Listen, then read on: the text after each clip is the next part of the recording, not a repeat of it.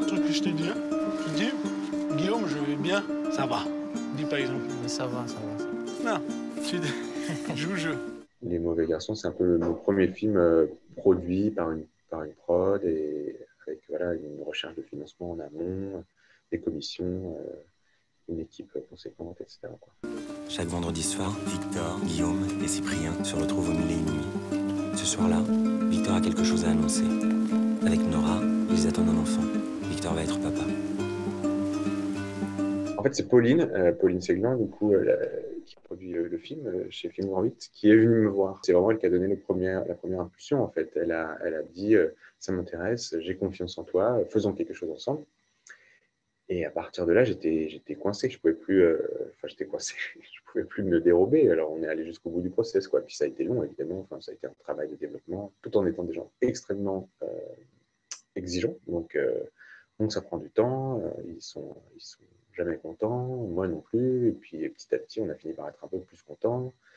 Et on a envoyé le scénario dans différents endroits pour obtenir des financements. Et puis, ça s'est pas mal débloqué, en fait, avec Grand Est d'un côté, du coup, qui était vraiment une opportunité parfaite pour nous pour tourner, parce qu'on ne voulait pas tourner à Paris ou pas spécialement dans une grande ville, donc ça nous intéressait. Et puis, en parallèle aussi, Arte, quoi. Du coup, Hélène Vessière chez Arte qui a aimé le projet. Et du coup, voilà, ces deux éléments ont permis de dire, bon, bah, on peut le faire. Dans mon cas, le chemin personnel, c'était d'avoir besoin de me sentir légitime et d'être prêt, en fait, de savoir assez de choses. Donc, du coup, je me suis nourri, j'ai écrit beaucoup de choses que j'ai jetées à la poubelle pendant des années. J'avais besoin de faire ce chemin-là. Et ensuite, c'est le chemin professionnel, et c'est-à-dire, bah, là, moi, je me suis servi du fait d'avoir un réseau en tant que chef opérateur et intermittent du spectacle et ce que tu veux, cinéphile et tout ça.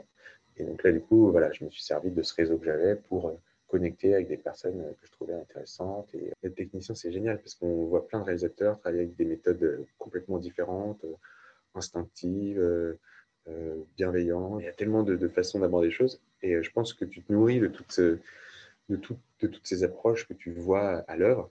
Et à la fin, moi, j'avais pas du tout peur ou j'étais très excité par cette idée. Enfin, j'avais très, très envie de parler, travailler avec des comédiens. On a lu tout le scénario plusieurs fois, plusieurs jours de suite, je crois. Et puis moi, je comprenais, d'entendre les mots dans la bouche des acteurs, je comprenais ce qui était drôle, ce qui marchait moins, je réécrivais. Enfin, j'aime bien quand ça parle, ça me dérange vraiment pas. Enfin, j'ai pas peur du dialogue. Souvent, on me dit des fois, ah oui, c'est trop bavard, on va s'ennuyer. Moi, j'avoue que j'ai pas peur de ça. Par contre, j'ai peur de l'ennui tout le temps. Donc, ce qui veut dire quand même, à l'intérieur des dialogues, j'essaie de me... Enfin, comme je m'ennuie très, très vite, moi, je suis très impatient, j'essaie de faire en sorte qu'il y ait des rebondissements, en fait. T'inquiète, ce matin, elle m'a dit qu'elle allait venir. Tu t'es tapé l'incrus à l'oricon? Pourquoi tu dis incrus? T'as vu le fœtus et tout? Si je vois pas le fœtus à l'échographie, c'est qu'il y a un problème. Et alors? T'as vu ses mains? J'ai vu sa bite. C'est là où j'ai le plus d'expérience, c'est le plateau, le tournage. Du coup, c'est quand même là où je me sens le plus à l'aise. Et c'est là où j'ai le moins peur. Enfin, je souffre pas sur le tournage comme je peux souffrir à l'écriture, par exemple, ou même en post-production. Je trouve ça, c'est moins des endroits où je suis à l'aise. Le tournage, j'en ai fait quand même plus. Le tournage, c'est plein d'emmerdes qui arrivent là d'où on ne les attend pas. C'est-à-dire, il pleut, le comédien principal a le Covid, machine devait venir en train, mais le train n'est pas parti, il faut la remplacer par quelqu'un d'autre. Enfin bref, c'est que des trucs impossibles à imaginer. En fait, tu le sais que quand tu arrives face à la tuile. Mais la meilleure façon, ce qu'il faudrait, c'est arriver à les encaisser en permanence et réagir avec un point de vue d'artiste. C'est-à-dire, je veux pas, il pleut, il faut que je trouve une solution qui, créativement, artistiquement, fasse que c'est pas grave. Et en fait, ce qu'on remarque à la fin, c'est que tous les trucs dont tu t'es sorti en te disant, putain, c'est vraiment des compromis, c'est des galères. Pas toujours, hein, mais souvent, c'est des trucs à la fin dont tu es fier. Et le truc qu'on dit souvent qui est de la contrainte naît la poésie ou la beauté ou le charme, ou une forme de réussite créative, c'est pas si bête en fait, c'est vrai que c'est assez vrai. Je viens en carte Tinder hier soir. C'est trop bizarre qu'on ait toujours besoin d'un prétexte pour aller chez quelqu'un, non? Personne dit, bah, je monte, on va baiser, cash, non?